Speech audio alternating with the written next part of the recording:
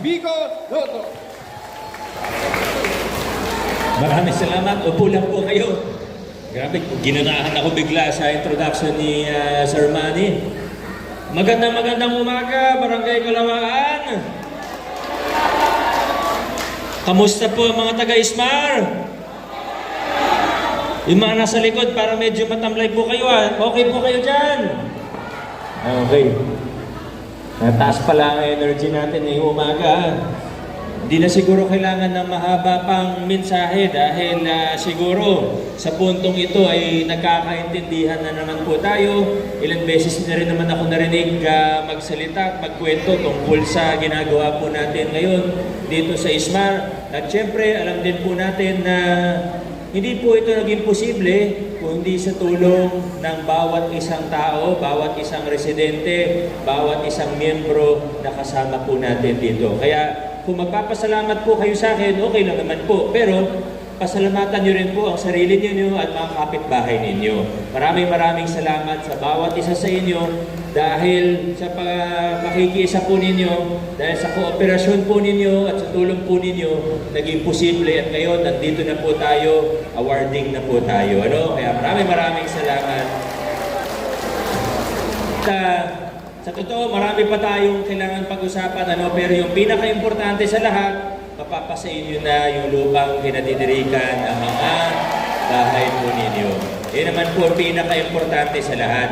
At alam naman po ninyo yung history natin, ito yung mga opisyalis ninyo, pero lahat po,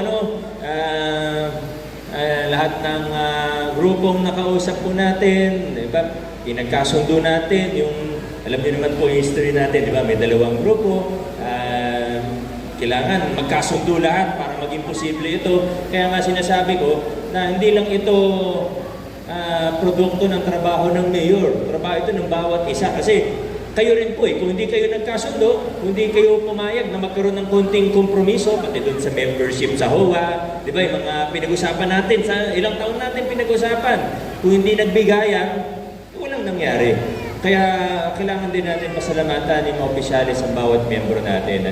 At ngayon naman po, nandito na tayo. Alam kong masaya po tayo. Nakailang batch na rin naman. Di naman po kayo yung unang mabibigyan. Pero ito na po, yung matagal nyo na rin pong pinapress. At may mga kailangan pa tayong pag-usapan kasi ang gusto naman po talaga natin ay huwag tayong magtapos sa basta na award po sa inyo yung lupa. Kung yun lang po yung pag-uusapan natin, madali, pwedeng tapos na ang usapan. Pero ang gusto po talaga natin dito ay tumaas din ang antas ng pamumuhay sa Ismar, sa Barangay Kalawaan. Hindi po yung lupa lang ang pinag-uusapan natin. Gusto po natin gumanda ang quality of life. Paano po natin gagawin yan?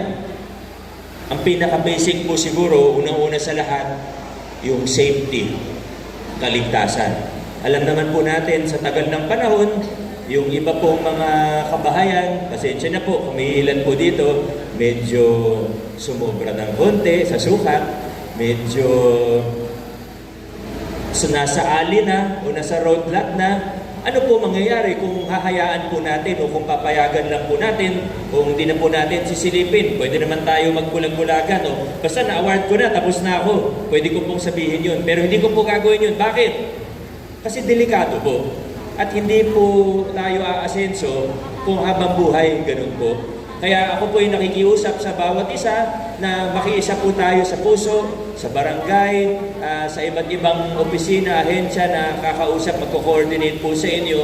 Kailangan, at the very least, yung mga roadway po natin at alleyway, kailangan maluwag-luwag naman po. Hindi naman po para sa akin yan. Minsan-minsan lang naman po ako dumadaan sa mga alley at kalsada po ninyo. Kayo po yung dumadaan dyan araw-araw. Kayo po yung pag may emergency, nahihirapan pumasok ang pati medical personnel natin. Pag may, huwag naman po sana. Pero ang sunod, lagi pong posibilidad yan. Dadasal tayo, hindi mangyari yan kailanman. Pero paano kung mangyari? Kailangan makapasok ang bumbero natin. Meron din po tayong project na dry stand pipe po para sa inyo. Siguro nabalitaan na po ng ilan yan para dudugtong na lang po yung, dudugtong na lang yung hose ng tawag dito dun sa bumbero para kahit hindi makapasok. Pero ang punto ko lang po, kailangan mag-usap tayo at magtulungan tayo para maging mas ligtas ang ating komunidad. Kaya ngayon pa lang, may nasabi ko na po, nagbibigay na po tayo ng abiso, yung mga medyo nag-encroach na po, alam niyo naman po kung ano itsura ng subdivision plan ninyo, yung medyo sumobra, yung mga nakatayo na sa ali mismo, sa kalsada mismo, hindi po natin nahayaan yun. Nakakaintindihan po ba tayo? Ulitin ko po, hindi yan para sa akin, para sa inyo rin po yan. Dahil tandaan po ninyo, kayo po ay hindi lamang nakatira sa lupa na ito. Hindi lang kayo residente. Mula ngayon, di ba? Hindi lang kayo residente. Kayo po ay owners. Kayo po ang nagmamay-ari ng lupa na ito. Kaya kailangan pangalagaan po natin. Lalo pa dapat umasenso ang ating komunidad. Maraming salamat. Congratulations sa lahat ng members po ninyo. God bless po.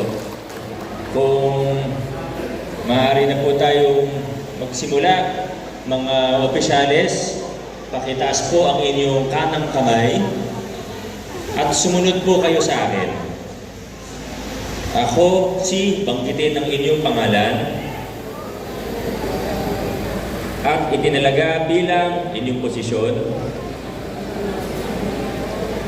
ng Smart Homeowners Association Incorporated ay mataimtim na nanunumpa na gagawin ko ng buong katapatan at sa abot ng aking kakayahan ang lahat ng tungkuling iniatang sa akin na igagalang ko ni pagtatanggol ang alituntunin ng samahan at ang kapakanan ng mga membro nito at buong katapatan na susundin ko ang sinasaad ng Saligang Batas ng Pilipinas at kusang loob na babalikatin ang mga tungkuling ito sa sarili nang walang anumang pag-aalinlangan at hangaring umiwas kasi nawa ako ng poong may kapal. Congratulations sa bagong set of officers. Maraming salamat po sa inyo. Congratulations po. Pakibalik po yung inyong mga ginawang panunumpa para po formal na pipirmahan niya ni Mayor sa kanyang tanggapan. Ang susunod po nating gagawin po, yun na po yung pamamahagi ng kasunduan sa paupahang may kondisyon para sa pagbibili o yung conditional lease purchase agreement.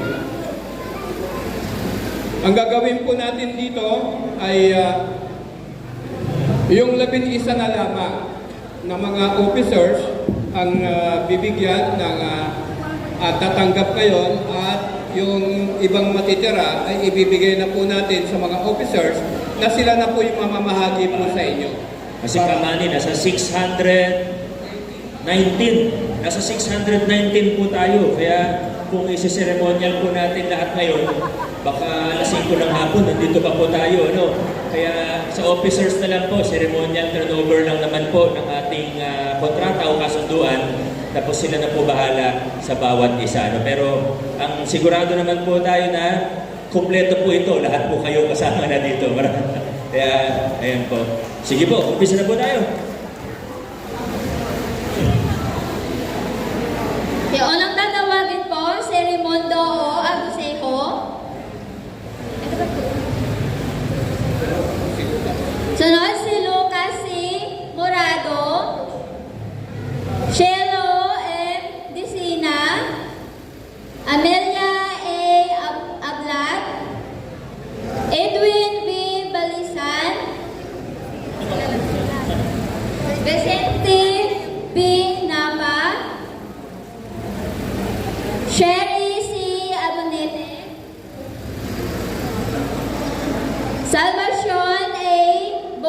Lugban, Annalisa B. Alera, Rosemary N. Labalan, last si Michael S. Ignacio.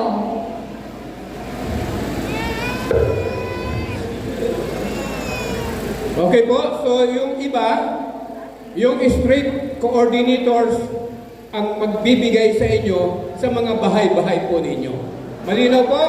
Para hindi po mapagod tayo ngayong umaga. Okay po? O, picture lang po. Yung mga